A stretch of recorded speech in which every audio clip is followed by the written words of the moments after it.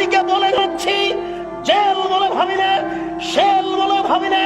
যতক্ষণ পর্যন্ত দেহে শ্বাস আছে ততক্ষণ পর্যন্ত হাদিসের অনুবাদ করবো ইনশাআল্লাহ। এই দেশের মাটিতে যদি হিন্দু কথা বলতে পারে, এই দেশের মাটিতে যদি ইহুদি কথা বলতে পারে, এই দেশের মাটিতে যদি খ্রিস্টান কথা বলতে পারে, আমি আব্দুল এই দেশের মাটিতে হাদিসের অনুবাদ করতে পারি। আমি এই দেশের মাটিতে হাদিসের অনুবাদ করতে পারি। দেশবাসী জেনে রাখো, দেশ শ্বাস থাকাকালীন অনুবাদ করবই করব। দেহে শ্বাস থাকাকালীন অনুবাদ করবই করব। নবী বলেছেন, আলী ছাড়বে না কোনো ছবি মূর্তি, সবকে ভেঙে খান খান করে দাও। তুমি ছাড়বে না কোনো উঁচু কবর, তুমি সবকে ভেঙে সমান করে দাও। মুসলিম। জনাব জজ হাইকোর্টের মালিক জজ সাহেব, আপনাকে বলে রাখছি, আপনি মনে রাখুন, কালকে যদি আমাকে আদালতে দাঁড়াতে হয় তাহলে আমি মুসলিম খুলে আপনার সামনে অনুবাদ করে দেখাবো।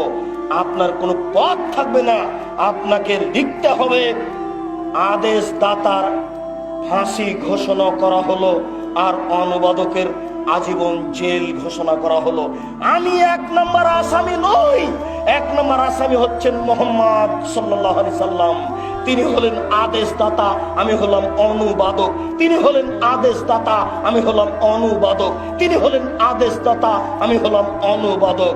জজ সাহেব, হাইকোর্ট জজ কোর্টের আপনাকে অনুরোধ করে বলছি, আপনি আমাকে এক নম্বর আসামি করতে পারবেন না, অসম্ভব। এক নম্বর আসামি হচ্ছেন মুহাম্মদ সাল্লাল্লাহু আলাইহি সাল্লাম। তিনি হচ্ছেন আদেশদাতা, আমি হলাম অনুবাদক। জাতিকে বলে রাখছি, জাতি যেন এই ছবি মূর্তিকে মরা পর্যন্ত কোনোদিন মূল্যায়ন না করে। যারা করে তারা মুনাফেক মুসলমান। ছবি মূর্তি মূল্যায়ন করার জিনিস নয়, এটা হচ্ছে একটা শিরকি নীতি। আপনাকে ত্যাগ করতে হবে। প্রতিপালক তুমি বড় দয়াবান, তুমি বড় রহমান, তুমি বড় ক্ষমাবান।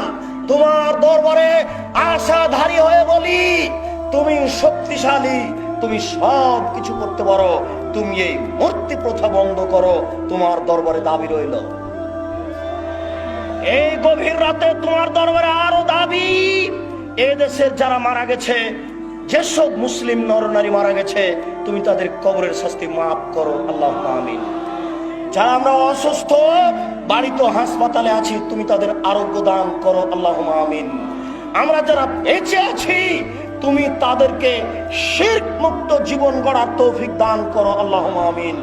তুমি আমাদেরকে এই আহলে হাদিস আন্দোলনের ছায়াতলে থেকে কোরআন এবং সহিহ হাদিস অনুযায়ী চলার তৌফিক দান করো, আল্লাহুম্মা আমিন। তুমি আমাদেরকে তোমার নবী মুহাম্মদ সাল্লাল্লাহু আলাইহি সাল্লামের নীতি অনুযায়ী চলার তৌফিক দান করো, আল্লাহুম্মা আমিন। সম্মানিত উপস্থিতি,